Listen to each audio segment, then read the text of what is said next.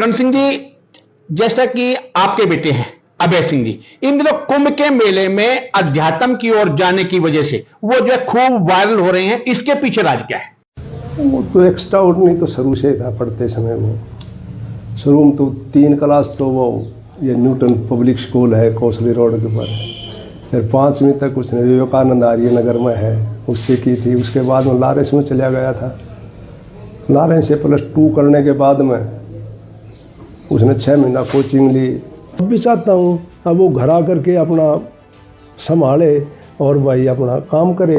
वह रात को कई बार उठता था, 10+2 में देखता था उसने 2 बजे 2:30 बजे तो वो स्टडी करता मिलता था।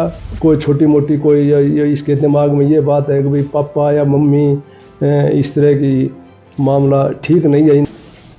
नारायणा जो IIT के पास है वहाँ उसकी रैंकिंग उस टाइम बहुत ठीक थी, 600-700 के बीच में थी मेरी समझ में तो। और उसके बाद में एडमिशन हो गया तो वो कहने लगा कि फर्स्ट जो चॉइस है मैं उस IIT के अंदर जाऊंगा। फिर मैं अभी देख ले, मैं तो ये कह रहा था मैं अभी दिल्ली बुल्ली ले ले, हम भी मिलाएंगे। नहीं बोला ना, बम्बे जाऊंगा मैं। बम्बे चला गया, IIT कर ली। IIT के बाद में कैंपस के अंदर उसके आते थे वो ये कंपनियां आती थी जॉब के लिए, तो उसने मुझे कहा कि भाई वो कंपनी वाले आते हैं और कैंपस से ही ले जाते हैं, क्या करूं? तो मैं उसको कहने लगा, मैं कहा भाई ये कंपनी वाले तो बक्कल फोड़ते हैं, 2 लाख का काम करेगा जब 1 लाख रुपए देंगे और पढ़ ले। फिर उसने मास्टर ऑफ डिजाइनिंग करी। उस दौरान फोटोग्राफी का भी उसने काफ़ी चाव था, साथ साथ फोटोग्राफी का भी उसने मामला जोड़ा, वो भी उसकी अच्छी प्रोग्रेस मिली। और उसके बाद में उसने 6 महीना के लगभग दिल्ली एक कंपनी के अंदर सर्विस भी करी। फिर वो जो बेटी थी वो कनाडा थी, वो कनाडा ले गई उसने, 2-2.5 साल तक वहाँ भी उसने सर्विस करी कंपनी में, जो एक अच्छी वो रेपुटेड कंपनी थी उसमें। उसके बाद में कहने लगा भाई मैं तो नौकरी नहीं करूँगा और मैं तो इंडिया आऊँगा। तो मैंने यस कर दी, आ गया। आने के बाद में वो उसने फिर अपना दिल्ली चला गया। दिल्ली 3 महीने तक रहा। गर्मी का मौसम था, गर्मी उर्मी लग गई।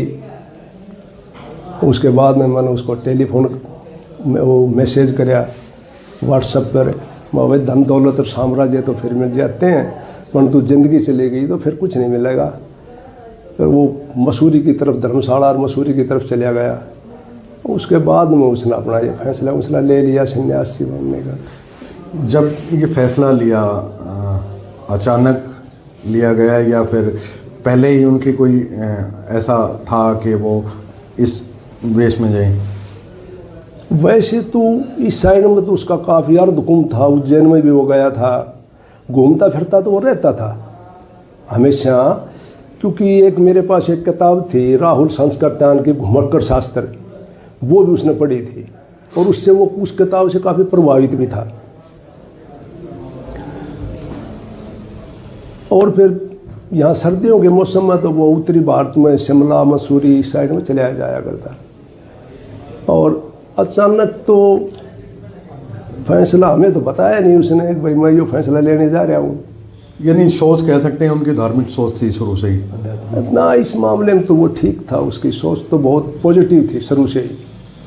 फिलहाल आप संपर्क में हैं? मैं करीब 6 महीने पहले से संपर्क में हूँ, उसके बाद में नहीं है। फिर उसने ब्लॉक कर दिया कॉन्ट्रैक्ट और कुछ ये वो। मैंने कोशिश भी करी, मेरी बेटी। महाराज, आपने कह दिया कि आप IITian हैं, आप एरोस्पेस इंजीनियरिंग करके आए हैं और अब साधु बन चुके हैं, सच है ये? नहीं, इसमें से कुछ भी सच नहीं है। मैं तो बोलता हूँ, मैंने पहले ही बोला था कि मैं तो आई एम नोबडी। इतिहास तो होगा कुछ? नहीं, जो नोबडी है that person can be anybody. So अपनी औलाद से क्या सॉरी फील करना है, और यदि कहेगी तो मैं तो जाके ले आऊँगा उसने। अगर भाई जिसका एक बेटा वो सन्यासी बन जाए और घर खाली हो जाए वो इसका इल्म मुझे उस जो कनाडा सर्विस करता था वो यहाँ आ गया और मैं नेचुरोपैथी हॉस्पिटल भिवानी ले गया, योगासन मेडिटेशन इसके लिए। तो मैंने वो डॉक्टर से बात करी, वो डॉक्टर साहब इसका क्या रुझान है, किस साइड में है। उसने बताया, जो नेचुरोपैथी हॉस्पिटल भिवानी था, कि भी अध्यात्म की तरफ इसका ज़्यादा लगाव है और उसी साइड में ये बात कर रहा है। तो मुझे थोड़ा थोड़ा इल्म उस समय हुआ इसका। क्या आप बेटे के अध्यात्म की ओर जाने से खुश हैं? देखो, मैं तो खुश हूँ या ना हूँ, मेरी चॉइस थोड़ी है चलेगी। अब तो उसने जो फैसला ले लिया तो वही फाइनल होगा। अध्यात्म के रास्ते के पीछे जाने पर उसका मुख्य कारण क्या मानते हैं कि ऐसा रास्ता उसने अभय ने चुना, तो चुना क्यों? इसके बारे में तो वही बता सकता है, अगर उसने ये रास्ता क्यों चुना। हो सकता है उसकी लंबी चौड़ी सोच हो, भाई मैं कुछ एक आध्यात्मिक ज्ञान किसी को देना चाहता हूँ, या मैं एक बढ़िया मतलब ये है कि संदेश भारतवर्ष में देना चाहता हूँ। अपनी लाइफ का वो मूड है, उसने जैसे मूड बनया उसका, उस साइड में फैसला ले लिया। आपके कितने बच्चे हैं? मेरे 2 बालक हैं, बड़ी बेटिया है वो अमेरिका है आजकल, और ये कनाडा सर्विस करता था, ये यहाँ से 2-2.5 साल पहले छोड़ के आ गया था। नहीं, आपने क्या कभी प्रेरित किया उसको कि वापिस आने के लिए, किस प्रकार समझाने बुझाने का प्रयास किया कि इस रास्ते को छोड़ करके सांसारिक अपना जो जीवन है वो अपनाए? उसने मेरे सामने तो खुल के कभी बातचीत नहीं करी इस मामले में। अगर मैं आध्यात्मिक लाइफ अपनाना चाहता हूँ या मैं संन्यास मार्ग की तरफ जाना चाहता हूँ, क्योंकि वो थोड़ा बहुत मुझसे तो कट्या भी करता है इस मामले में। अगर भाई पापा का क्या बताएगा, ये तो वही बात कहेगा कि भाई शादी करवा ले, अपना घर संभाल ले और इस तरह के सांसारिक जीवन अपना जी, पैसे कमा। तो इस कारण हो सकता है उसने मेरे आगे तो कोई ज़्यादा खुल के बात नहीं की। अपनी मम्मी से कोई बात करता था इस विषय में? मम्मी से भी बात नहीं करता था इस विषय में। अब कितने दिन हो गए उसको घर आए हुए? 11 महीने के लगभग हो गए। उसने पिछले साल आया था। तो इस बीच कभी फोन पे क्या अभय सिंह साहब की बातचीत हुई है? हाँ, टेलीफोन पर तो उसने बातचीत करने का ज़्यादा वो शौकीन नहीं था। यदि कोई ऐसी बात होती तो वो कहता था कि भाई मैसेज कर देना, मैं मेरे से जो कुछ पूछना है वो बता दूंगा। परंतु 6 महीने से मैसेज था वो भी उसके पास नहीं हो रहा था, क्योंकि उसने टेलीफोन नंबर मेरा ब्लॉक कर दिया और इसकी मम्मी का भी कर दिया, और जो बेटी अमेरिका उसका भी कर दिया, दामाद का भी। नहीं, ऐसा कहते हैं कि कनाडा भी अपनी सिस्टर के पास, अपने दामाद के पास, अपने बहनोई के पास वो रहा है, काफी दिन तक वहां पर रहा है। उसके बावजूद भी क्या बहन से या बहनोई से बातचीत कभी नहीं होती उनकी? वो मुझे ऐसा लगता है कि इस कारण उसने वो टेलीफोन ब्लॉक कर दिया कि भाई ये अब यही कहेंगे कि भाई शादी करवा ले और अपना सांसारिक जीवन जी, माँ बाप की सेवा करे। तो इस कारण उसने अपने बचाव के अंदर ये कर दिया, क्योंकि 1 साल तो सिस्टर के पास रहा वो, 6 महीने और उसके अलग कमरा लेकर के रहा। तो उस दौरान वो लॉकडाउन हो गया। उस टाइम और थोड़ा सा वो उसने सोचा कि भाई ये सांसारिक लाइफ कुछ नहीं है, क्योंकि कनाडा के अंदर इतना स्ट्रिक्ट लॉकडाउन था कि वो सिस्टर से भी नहीं मिलने दिया। फिर उसने कहा कि भाई मैं नौकरी छोड़ के मैं तो इंडिया में आऊँगा। तो मैंने उसको यस कर दिया था, मैं आ जा भाई। तो कभी माँ से जैसे बात होती थी या आपसे बात होती थी, तो कभी इस प्रकार की कभी बातें किया करता था वो आपके सामने? वो आध्यात्मिक का तो ये था कि वो IIT करता था। जब भी कुंभ मेले के अंदर, अर्ध कुंभ मेला था उज्जैन के अंदर, मैंने उससे पूछा भाई कहाँ घुमाई कर आया? नहीं, बोले मैं उज्जैन मेले में गया था, अर्ध कुंभ मेले में। और इस तरह तो घूमने फिरने का तो शौकीन वो शुरू से था। केरल भी घूमे आया, और उत्तरी भारत के अंदर तो ये खासकर मसूरी, धर्मशाला, इनके अंदर तो गर्मी के मौसम में वो चला जाता था। और अब भी कोई जाने से पहले ये बात उसने डिस्क्लोज कर दी थी कि मैं भारत भ्रमण करूँगा और उसके बाद में कोई बाद में देखेंगे।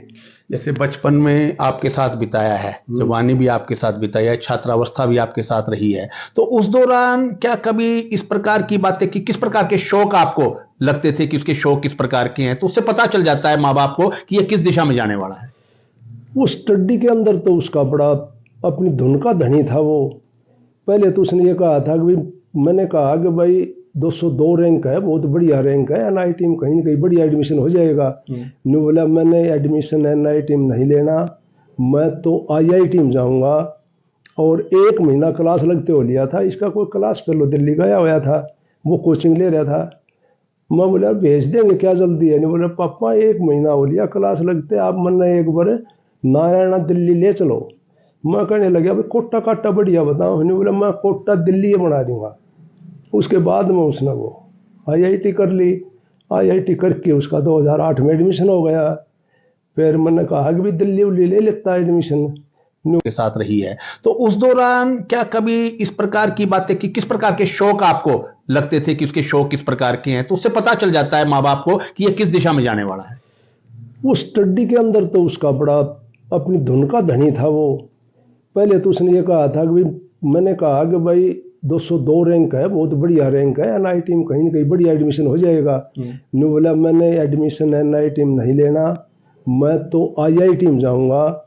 और 1 महीना क्लास लगते हो लिया था इसका, कोई क्लास पहले दिल्ली गया हुआ था, वो कोचिंग ले रहा था।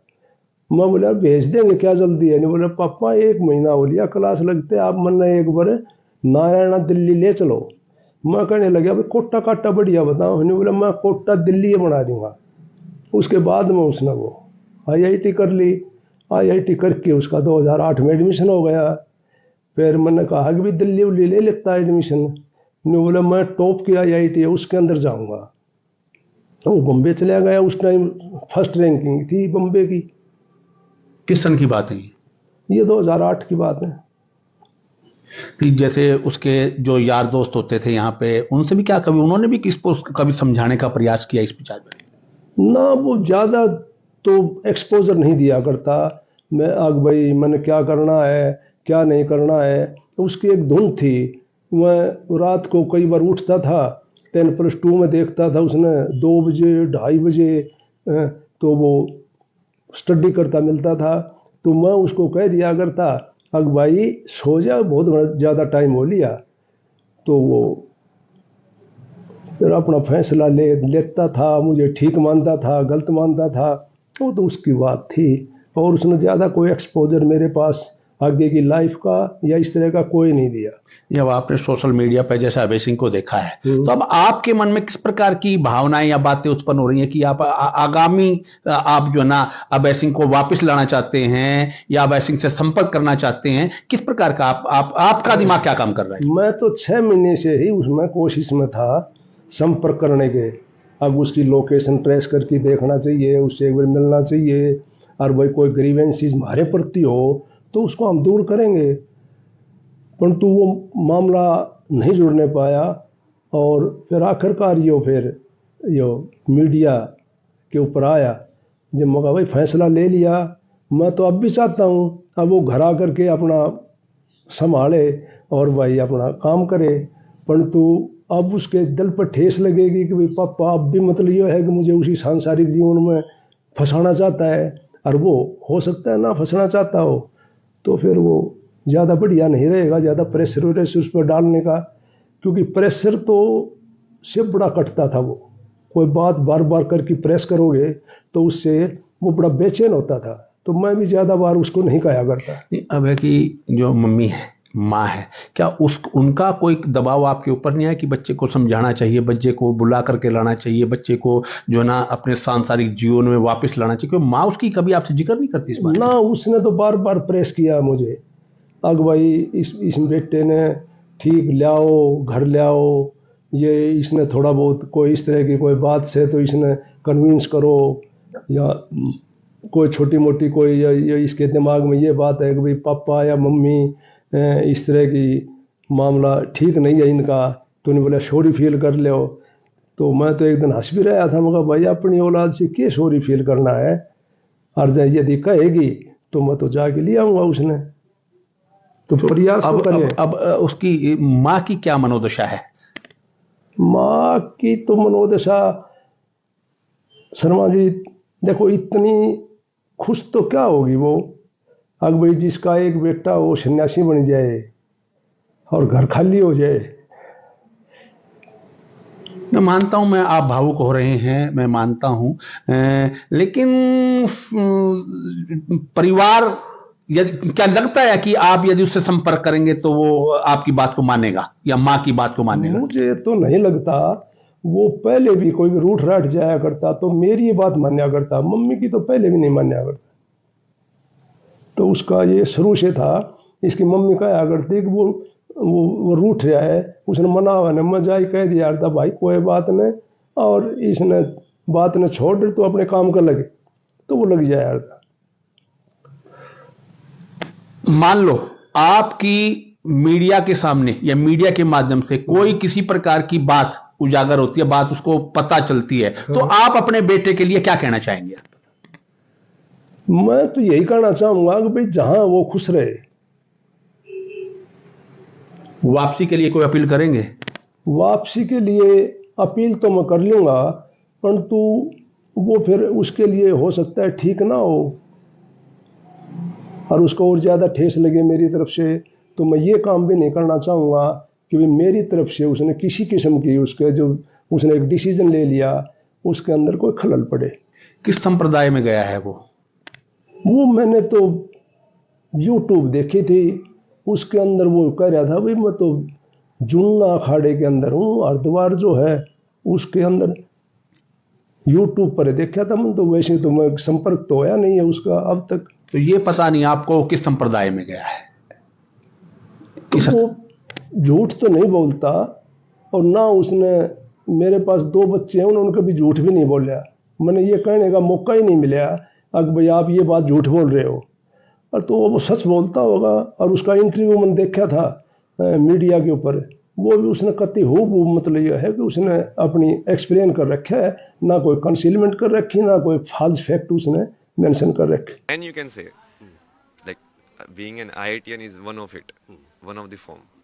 Being this is one of the form. But truly what you are is nobody.